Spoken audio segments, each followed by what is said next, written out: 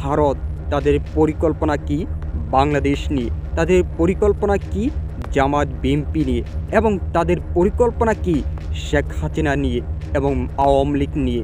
কারণ এই ভারত চাচ্ছে বাংলাদেশে পুতুল সরকার গঠন করা, যেরকম 16 বছর এই দেশে পুতুল সরকার কায়েম করেছিল ভারত, ঠিক একইভাবে এখন চাচ্ছে হয়তো জামাত বা বিএনপিকে পুতুল সরকার হিসাবে বাংলাদেশে ক্ষমতা নিয়ে আসার জন্য।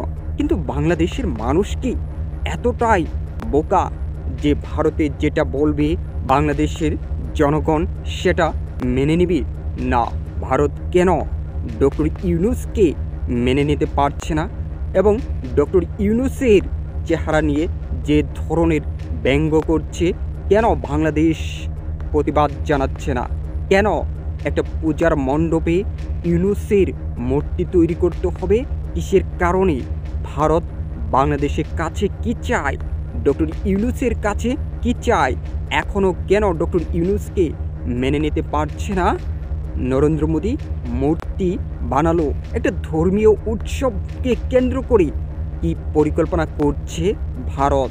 কেন ট্রাম্প পাকিস্তানের প্রধানমন্ত্রী এবং বাংলাদেশের প্রধান উপদেষ্টারের মূর্তি বানাবে একটা ধর্মীয় উৎসবকে কেন্দ্র করে? ন্যাক্কারজনক ঘটনা ঘটেছে। অপরাধ কেন করবে একটা ধর্মীয় উৎসবে? কেন কেন কিসের কারণে মূর্তি বানাবে? ভারতে ভেতরে যেটা ক্রাইসিস শুরু হয়ে গিয়েছে, সেই ক্রাইসিসকে ঢাকার জন্য কিন্তু ভারত নানা ধরনের ষড়যন্ত্র করছে প্রতিবেশী দেশগুলোর সাথে। ক্রিকেট খেলা হয়েছে, সেখানেও ভারতের রাজনীতি প্রভাব তৈরি করেছিল এবং ট্রফিহীন তারা উদযাপন করেছে। এখানেও রাজনীতি, প্রত্যেকটা জায়গায় রাজনীতি।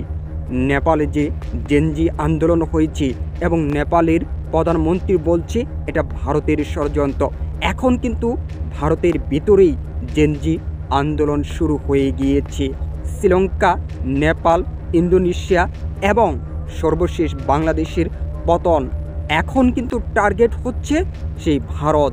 ভারত ভারত তাদের পরিকল্পনা কি বাংলাদেশ নিয়ে, তাদের পরিকল্পনা কি জামাত বিএনপি নিয়ে, এবং তাদের পরিকল্পনা কি শেখ হাসিনা নিয়ে এবং আওয়ামী লীগ নিয়ে। কারণ এই ভারত চাচ্ছে বাংলাদেশে পুতুল সরকার গঠন করা, যেরকম 16 বছর এই দেশে পুতুল সরকার কায়েম করেছিল ভারত, ঠিক একইভাবে এখন চাচ্ছে হয়তো জামাত বা বিএনপিকে পুতুল সরকার হিসাবে বাংলাদেশে ক্ষমতা নিয়ে আসার জন্য। কিন্তু বাংলাদেশের মানুষ কি এতটাই বোকা যে ভারতে যেটা বলবে বাংলাদেশের জনগণ সেটা মেনে নেবে? না, বরঞ্চ এখন বাংলাদেশের মানুষ ভারত বিরোধী ক্ষোভ তৈরি হয়েছে। এখন বাংলাদেশের মানুষ চায় তারা নিজেদের ভোটের অধিকার প্রয়োগ করে বাংলাদেশের প্রধানমন্ত্রী ক্ষমতায় আনবে।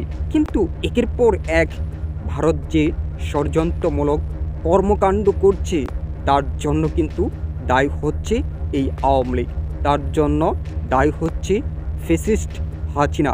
কারণ এই হাসিনা কি করেছে বাংলাদেশে সেটা কিন্তু সবাই জানে। কি করেছে জুলাই আগস্টে? কারণ এই শেখ হাসিনা ভারতে যেটা বলেছে সেটাই করেছে। তার ক্ষমতা ক্ষমতা ক্ষমতা বলে এমনভাবে চিৎকার পেরেছে যে তার ক্ষমতা দরকার, তার পাওয়ার দরকার। এবং শেখ হাসিনা এটাও বলেছে শুধু নির্বাচন করে আমাকে প্রধানমন্ত্রী বানাবেন, আমি কোনো কাজ করতে পারবো না। সেই রকম যেন না হয়, আমার ক্ষমতা দরকার, আমার পাওয়ার দরকার।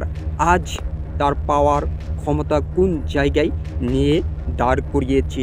সে পালিয়ে গিয়েছে, আজ বাংলাদেশে নাই। তার বাপের দেশ এই দেশ, সাধারণত তার বাপের নামের উপরে এই দেশ স্বাধীন হয়েছে।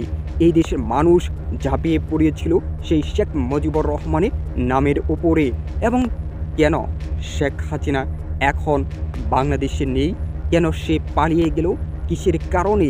সে নেপালের প্রধানমন্ত্রীর মতো এই দেশে সে অবস্থান নিতে পারত, কিন্তু সে অবস্থান নেয় নাই, সে পালিয়ে গিয়েছে ভারতে। এখন